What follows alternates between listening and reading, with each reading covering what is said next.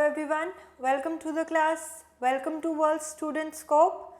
My name is Amita Gaur and today we are about to continue the part 2. हमने part 1 इसका already पढ़ लिया था. Class 7th History Chapter 2 New King and Kingdoms. Part 1 हमने already cover कर लिया है, जिसमें हमने देखा कि कैसे जो है धीरे धीरे emergence होता है new dynasties का. हमने मैप में अलग अलग डायनेस्टीज़ जो उस टाइम प्रोमिनेंट थी उनके बारे में भी देखा था, उनमें एडमिनिस्ट्रेशन कैसा था उसके बारे में पढ़ा, प्रशस्तीज, लैंड ग्रांट्स, इन सभी के बारे में हम पार्ट 1 में कवर कर चुके हैं. आज हम इसी का पार्ट 2 देखेंगे. अ क्लोजर लुक द चोलास. आज हम पढ़ेंगे चोला एम्पायर के बारे में. काफ़ी प्रोमिनेंट एम्पायर था. आई होप आपको याद होगा कि चोला एम्पायर कहाँ था. लोकेट करना हो तो ये रीजन जो है, ये रीजन है चोला एम्पायर. फाइन. तो ये जो रीजन है ये है चोला एम्पायर्स का. चोलास, चेरास एंड पांड्यास, ये 3 इंपॉर्टेंट किंगडम्स रहे हैं. तो चोला एम्पायर को आज हम स्टडी करेंगे यहाँ पे. From Uraiyur to Thanjavur. एक बार आप इनकी लोकेशन में देख लीजिए. ये जो लोकेशन है ये उरेयूर एंड ये Thanjavur. Fine. From Uraiyur to Thanjavur. How did the Cholas rise to power. Cholas आखिर पावर में आए कैसे. A minor chiefly family known as the Muttaraiyar held power in the Kaveri Delta. They were subordinate to the Pallavas of Kanchipuram. Kaveri Delta कहाँ है? I have to erase this. ये आप देखिए Kaveri river जो है, फाइन, ये distribute यहाँ पे डिस्ट्रीब्यूटरीज बना रही है, डेल्टा फॉर्म कर रही है. फाइन. तो ये कावेरी रिवर है, इसकी हम बात कर रहे हैं नेक्स्ट स्लाइड में. साथ साथ आप मैप देखते चलो तो चीज़ें ज़्यादा क्लियर होंगी.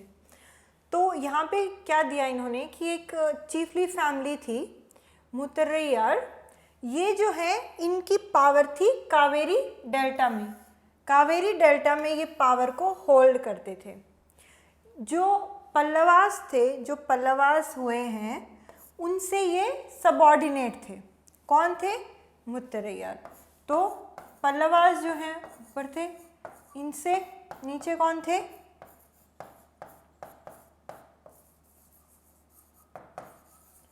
फाइन. तो ये जो फैमिली है मुत्तरैयार, ये किस में थे? कावेरी डेल्टा में. ये कावेरी डेल्टा में पावर होल्ड करते थे. किससे सबऑर्डिनेट थे? पल्लवास से सबऑर्डिनेट थे ये. फाइन. पहला पॉइंट तो ये. दूसरा ये कि Vijayalaya who belonged to the ancient chiefly family of the Cholas from Uraiyur captured the delta from the Muttaraiyar in the middle of the 9th century. अब आप फिर से देखिए कि उरेयूर कहाँ था. हमने लोकेट किया था मैप पे. ये जो पॉइंट है ये क्या है? उरेयूर. तो उरेयूर में कौन थे? चोलास. फाइन. इसलिए हमने लिखा उरेयूर टू थांजावुर. तो उरेयूर में कौन थे? चोलास फ्रॉम उरेयूर. तो विजयालया एक रूलर था चोला किंगडम का. उरेयूर से इसने क्या किया, जो कावेरी डेल्टा की हम बात कर रहे हैं, जो किसके अंडर थी? मुत्तरैयार के जो अंडर था कावेरी डेल्टा, उसको कैप्चर कर लिया विजयालया ने. कब किया? 9th century में. He built the town of Thanjavur and a temple for goddess Nishumbhasudini there. फिर से समझते हैं इसको. इनिशियली क्या थे? पल्लवास. कहाँ से?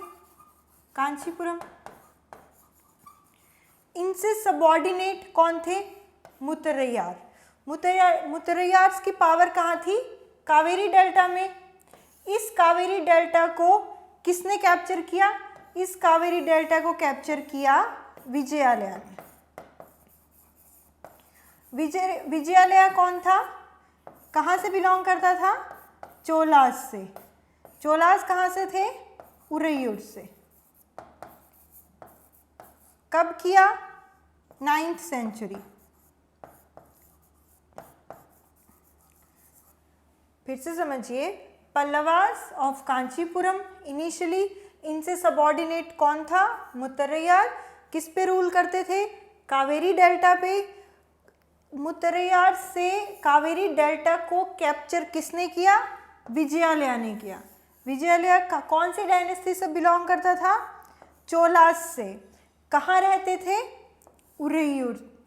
उरैयूर से विजयालया ने अपनी कैपिटल कहाँ बनाई? तांजावुर। तो इसलिए ये जो हेडिंग थी उरैयूर टू थांजावुर, कि उरैयूर से चोलाज आए, कैपिटल कहाँ बनाई? तांजावुर में। उसने क्या किया? तांजावुर का टाउन बनाया और एक टेम्पल भी बनाया गॉडेस निशुम्बा सुदनी के लिए। फाइन।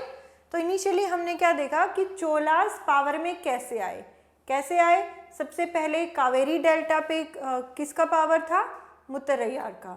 वहाँ से पावर कैप्चर किसने किया? विजयालया ने। कौन सी डायनेस्टी से बिलोंग करते थे? चोलास फैमिली से।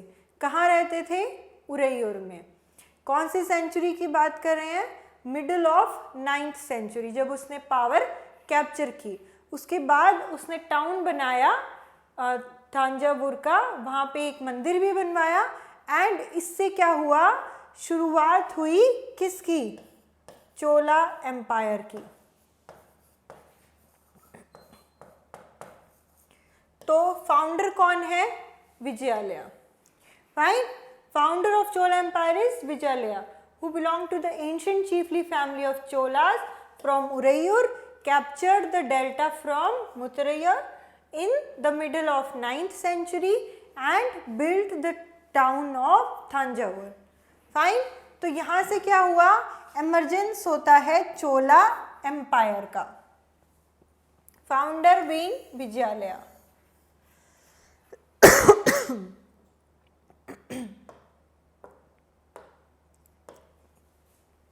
Raja Raja I, considered the most powerful Chola ruler, became king in 985 and expanded control over most of these areas. He also reorganized the administration of the empire. Raja Raja's son Rajendra I continued his policies. हमें ये पता है कि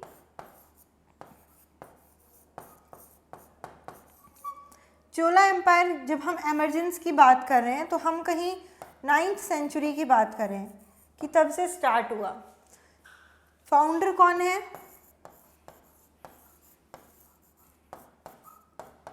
विजयालया। Fine. उसके बाद हमें ये पता है कि ये जो राजा राजा वन है,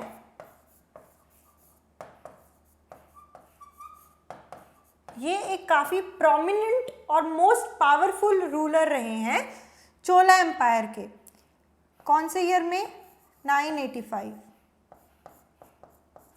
फाइन। तो ये कब बने राजा? 985 AD। इसके बाद इनका जो सन है,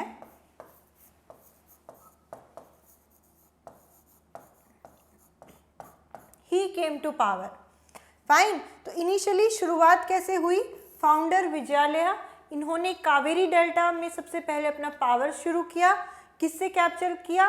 मुत्तरैयार से कैप्चर किया, मिडल ऑफ 9th सेंचुरी। उसके बाद सिटी ऑफ थांजावुर बनाया। उरैयूर से बेसिकली बिलोंग करते थे, थांजावुर में आए। Raja Raja one is not son of Vijayalaya, don't confuse with it. इसके बीच के रूलर्स हमें पता नहीं, बट ये बहुत ही मोस्ट पावरफुल रूलर हुए हैं जो कि 1985 में किंग बने। इन्होंने काफ़ी सारा एक्सपेंशन किया, काफ़ी अलग अलग टेरिटरीज पे भी अपना कंट्रोल इस्टेब्लिश किया। इनके जो सन हुए हैं Rajendra one, he continued his father's policies and even expanded his empire. जैसे Rajendra one continued his father's policies and captured the like Ganga Valley also. Sri Lanka भी गए ये, और अपनी नेवी बढ़ाई. तो इस तरह से इन्होंने अपने फादर की जो पॉलिसीज हैं उनको कंटिन्यू किया अपना एम्पायर बड़ा करने के लिए.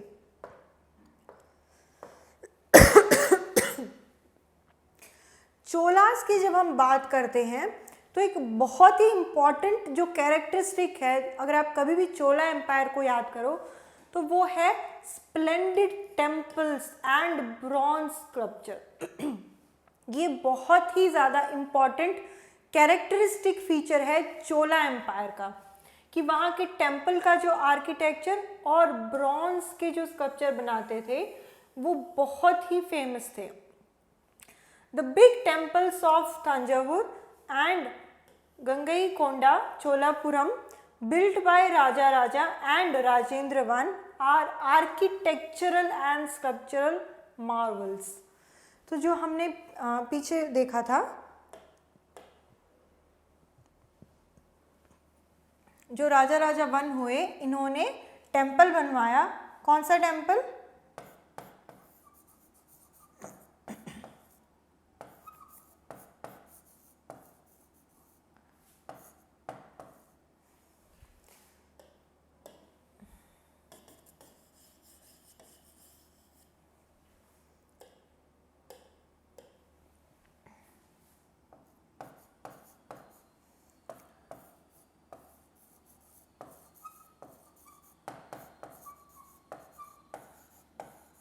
Fine.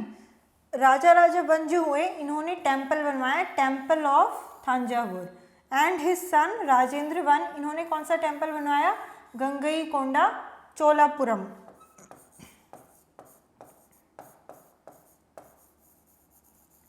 Fine.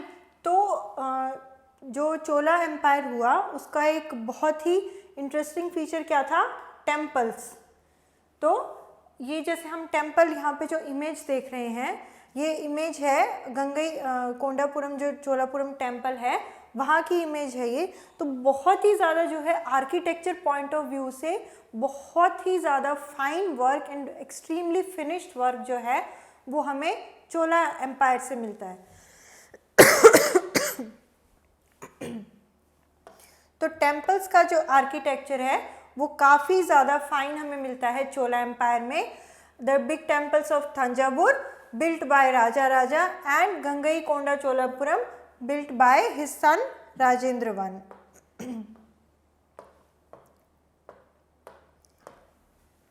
Chola temples often became the nuclei of settlements which grew around them. Temples were not only places of worship, they were the hub of economic, social and cultural life as well. ऐसा क्यों बोला गया कि temples जो है सिर्फ worship की जगह नहीं थी, पूजा करने का स्थान नहीं था सिर्फ.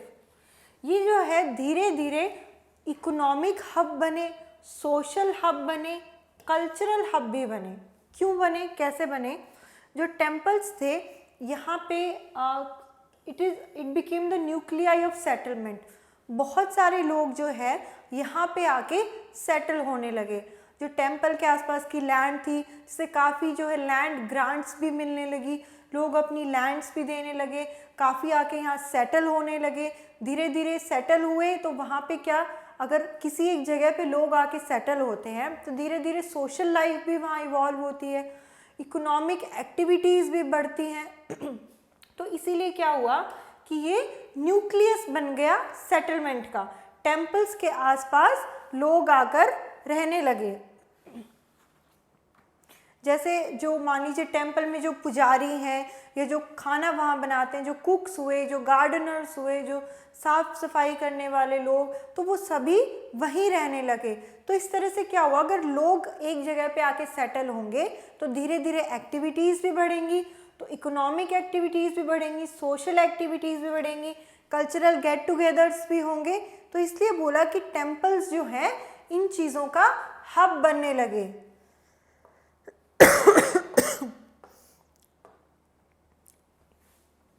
Amongst the crafts associated with temples, the making of bronze images was the most distinctive. चोला की जो ब्रॉन्ज इमेजेस हैं वो फाइनेस्ट मानी जाती है वर्ल्ड में. We are talking about world wide images here. तो चोला की जो ब्रॉन्ज इमेजेस हैं वो इतनी ज़्यादा फाइन वर्क है कि उनको फाइनेस्ट माना जाता है वर्ल्ड वाइड. जैसे कि हमने ये एक एग्जाम्पल देखा था यहाँ पे, ये जैसे इमेज आप देख रहे हो, ये एक चोला ब्रॉन्ज स्कल्पचर है. तो आप अगर ध्यान से देखो तो ये बहुत ही ज़्यादा केयरफुली जो है डेकोरेटेड है. इतना ज़्यादा फाइन वर्क जो है हमें चोला आर्किटेक्चर से मिलता है. तो इसलिए हमने बोला कि चोला ब्रॉन्ज इमेजेस क्या हैं, amongst the finest in the world.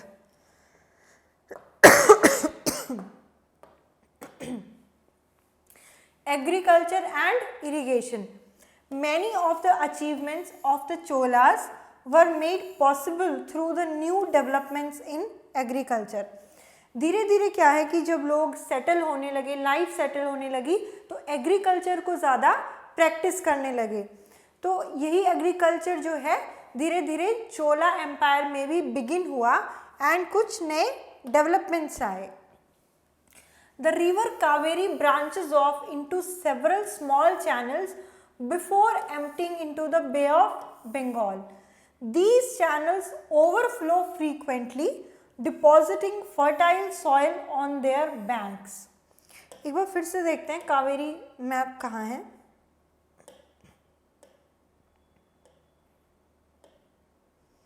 यहाँ देखिए, ये रिवर कावेरी है जो हमने ये ब्रांचिंग करी है. ये कावेरी आप देखिए बे ऑफ बंगाल में जाने से पहले काफ़ी पार्ट्स में स्प्लिट होती है. ये जो कावेरी रिवर है ये अलग अलग पार्ट्स में क्या हो रहा है, स्प्लिट हो रही है, डेल्टा फॉर्म कर रही है यहाँ पे. तो जब एक रिवर फ्लो करती है तो वो अपने साथ डिपॉजिट्स कैरी करती हुई चलती है एंड जगह जगह डिपॉजिट करती है. इसी से क्या होता है कि सॉइल फर्टाइल बनती है.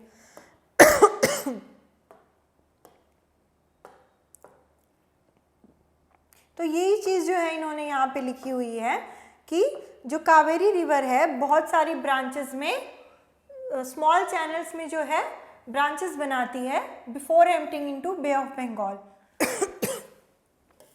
It was only from the 5th or 6th century that this area was opened up for large scale cultivation. 5th और 6th century से क्या हुआ ग्रेजुअली कि ये एरिया जो है जहाँ की हम बात कर रहे हैं कावेरी डेल्टा की, वहाँ पे कल्टीवेशन स्टार्ट होने लगा. अब अगर कहीं पे एग्रीकल्चर शुरू करना है तो आसपास के जो जंगल है, फॉरेस्ट है, जो लैंड है उसको क्लियर करवाना पड़ेगा. तो इसी वजह से क्या हुआ कि फॉरेस्ट को क्लियर करवाना पड़ा. कुछ रीजन्स में लैंड को लेवलिंग करवानी पड़ी ताकि एग्रीकल्चर हो पाए.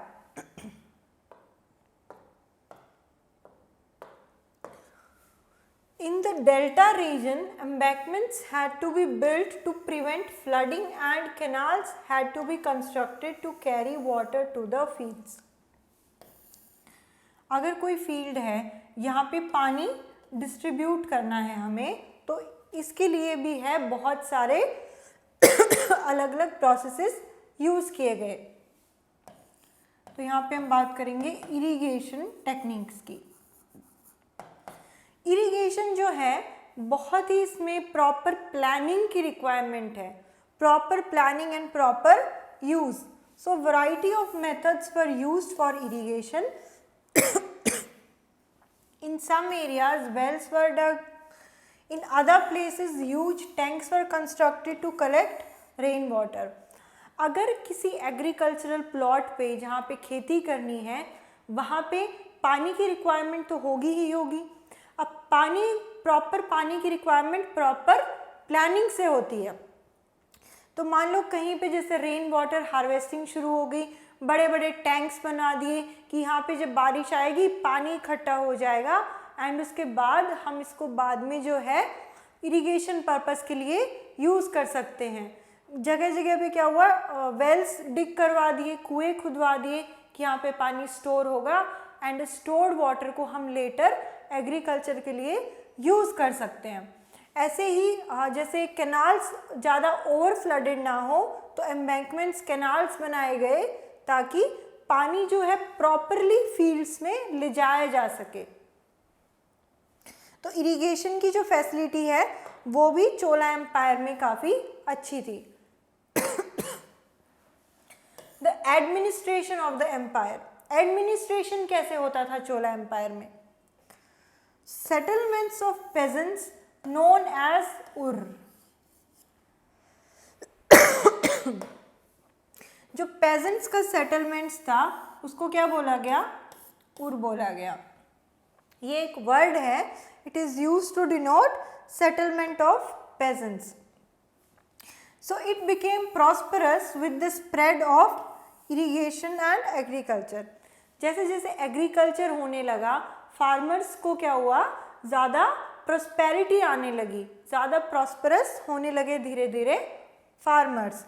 तो जो सेटलमेंट था जहाँ पे फार्मर्स रहते थे उसको बोला गया, एक टर्म दिया गया उर। Groups of such villages formed larger units called Nadu.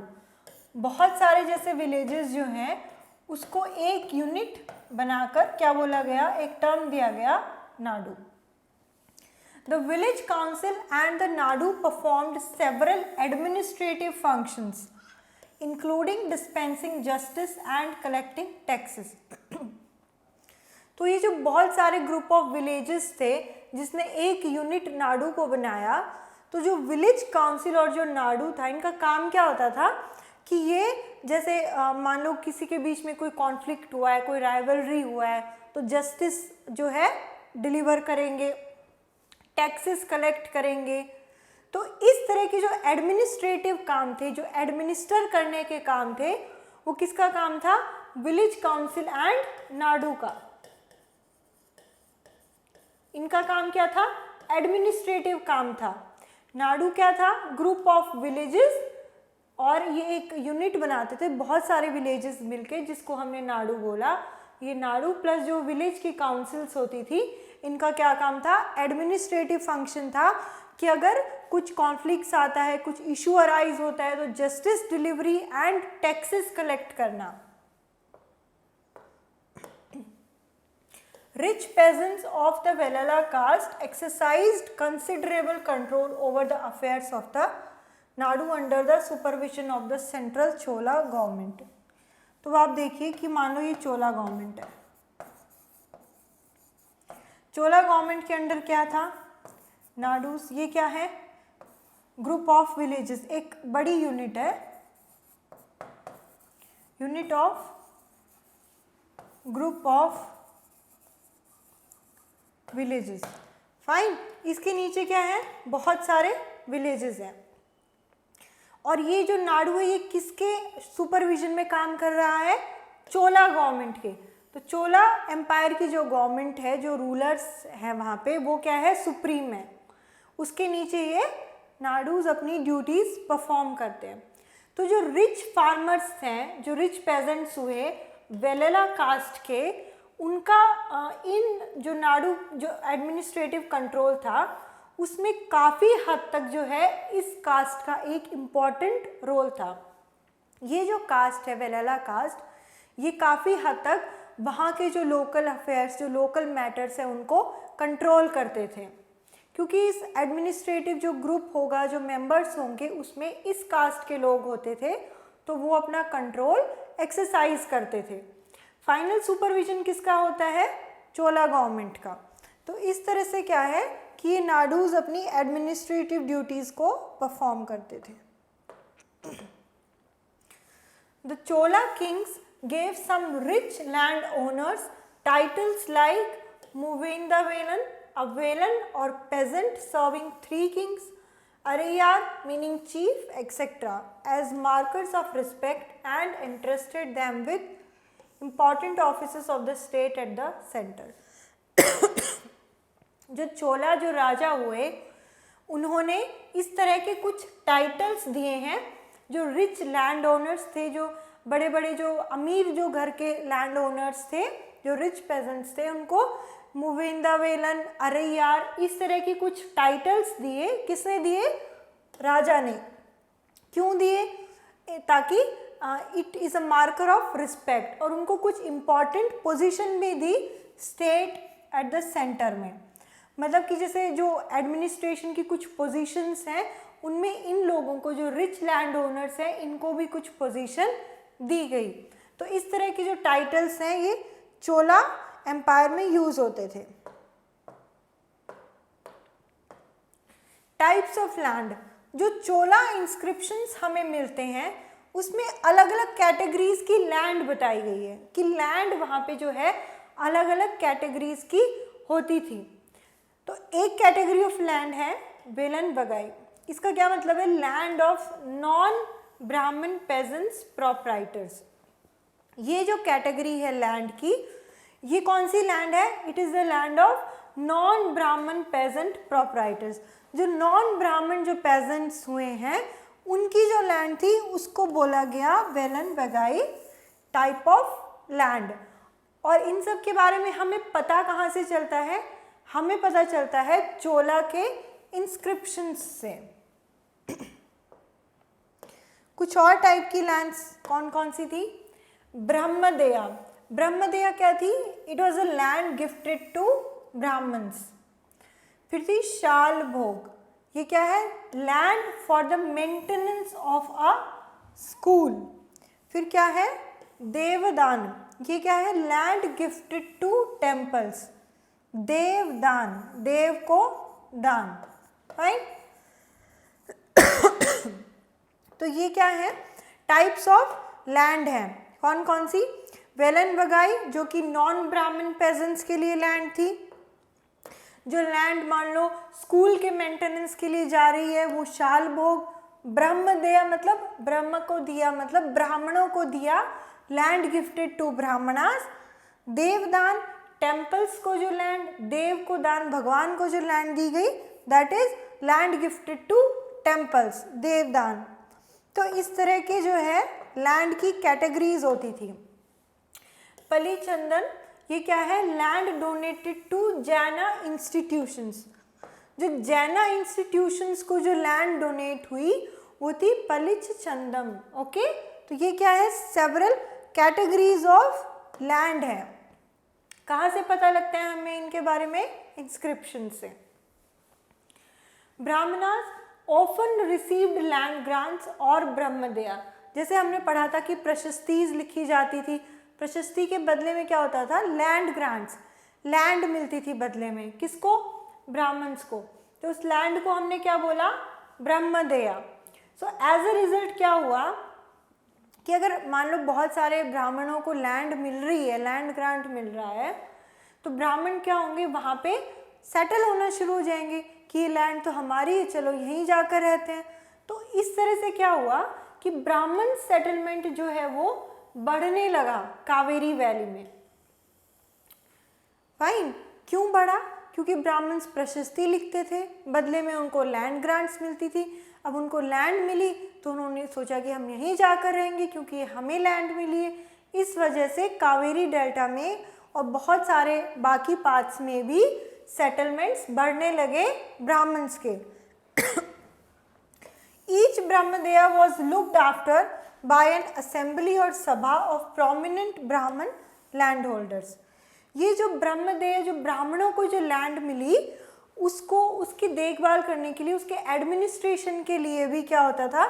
Assembly या फिर सभा होती थी। उस सभा में कौन कौन होता था?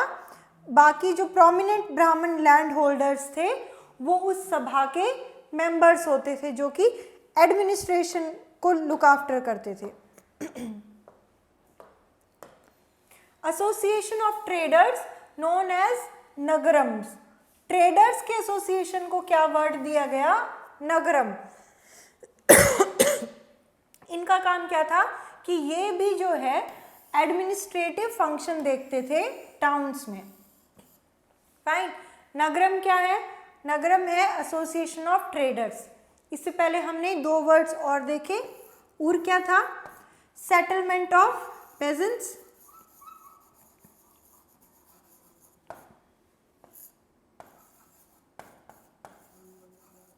और हमने क्या देखा? एक और वर्ड देखा, नाडु। ये क्या है? Larger unit of group of villages.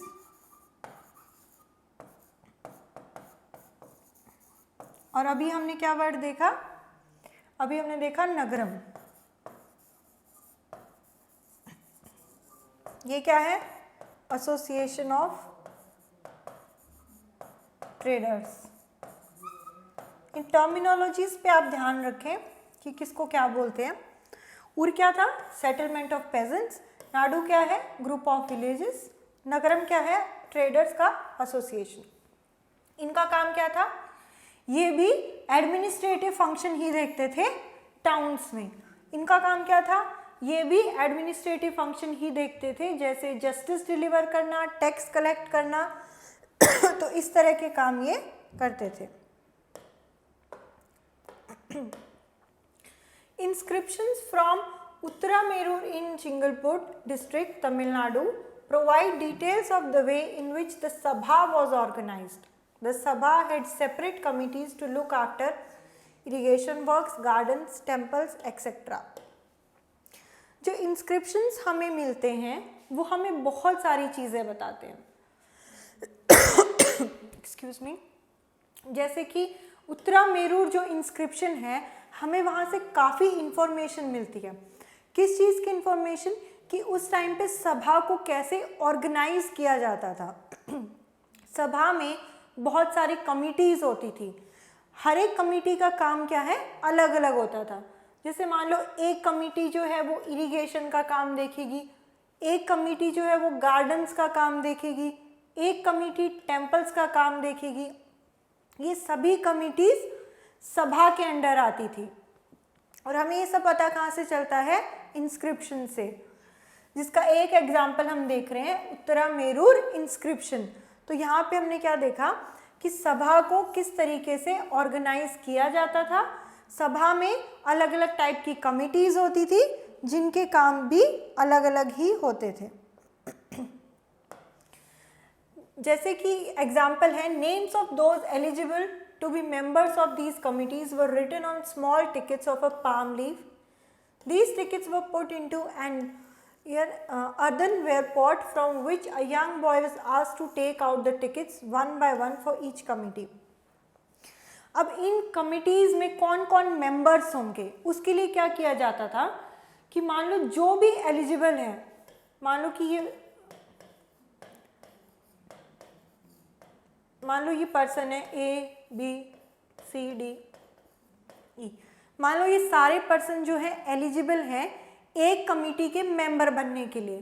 तो अब कैसे डिसाइड करेंगे कि कौन सा मेंबर किस कमेटी में जाएगा? तो उसके लिए क्या करते थे कि इन सभी एलिजिबल जो मेंबर्स हैं इनके नाम लिखकर एक छोटी एक जैसे टिकट, जैसे पाम लीफ होता है, उस पर इनके नाम लिखकर इन टिकट्स को एक अर्दनवेयर पॉट, मान लो किसी घड़े में, किसी मिट्टी के बर्तन में रख दिया जाता था। इसके बाद एक जैसे लड़के से, यंग बॉय से बोला जाता था कि आप इसमें से नाम निकालो और उस हिसाब से जो है कमेटी के मेंबर्स डिसाइड होंगे। तो ये क्राइटेरिया था कि कमेटी के मेंबर्स किस तरह से डिसाइड होंगे। मान लो उसने ये चिट पिक करी, ये पिक करी और ये पिक करी, तो ये जो मेंबर्स हैं ये उस कमेटी के मेंबर्स बन जाएंगे। तो इस तरह से जो है कमेटी के मेंबर्स डिसाइड होते थे। इंस्क्रिप्शन और टेक्स्ट हमें और भी इंफॉर्मेशन देते हैं, जैसे कि who could be a member of a सभा, किसी सभा का मेंबर कौन हो सकता है। तो ये जो एग्जाम्पल है उत्तरामेरूर इंस्क्रिप्शन हम देख रहे हैं, उसी का एग्जाम्पल है ये, कि उसमें क्या लिखा हुआ है कि एक सभा का मेंबर कौन हो सकता है।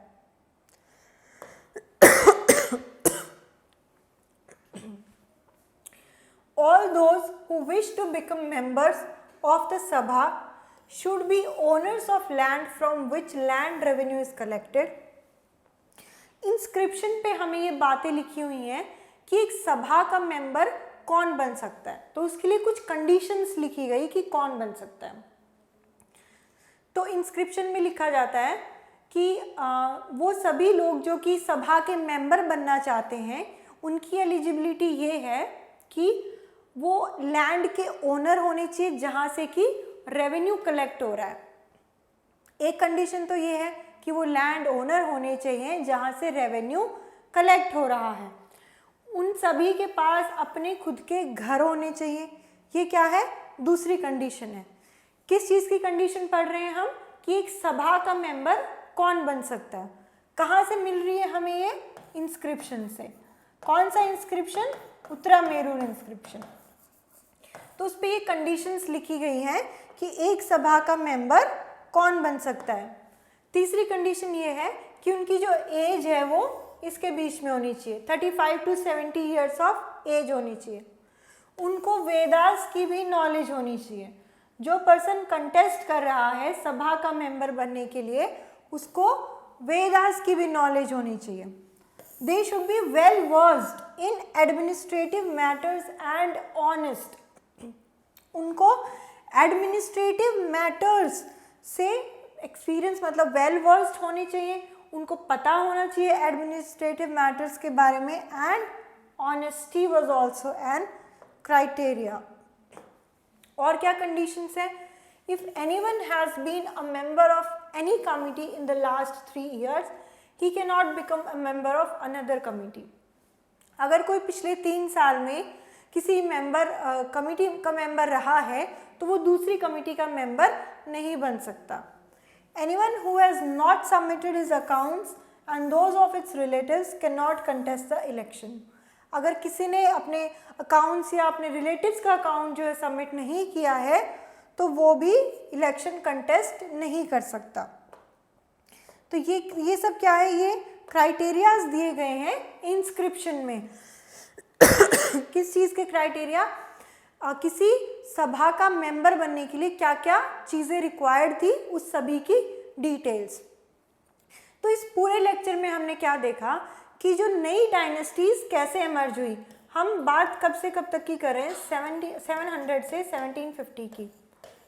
तो अब हमने पहले इनिशियली यहाँ से स्टार्ट किया, हमने 985 यहाँ तक हमने देखा एमर्जेंस ऑफ न्यू डायनेस्टीज, कैसे अलग अलग डायनेस्टीज एमर्ज हुई, कौन कौन सी अलग अलग डायनेस्टीज थी जो उस टाइम पे आई।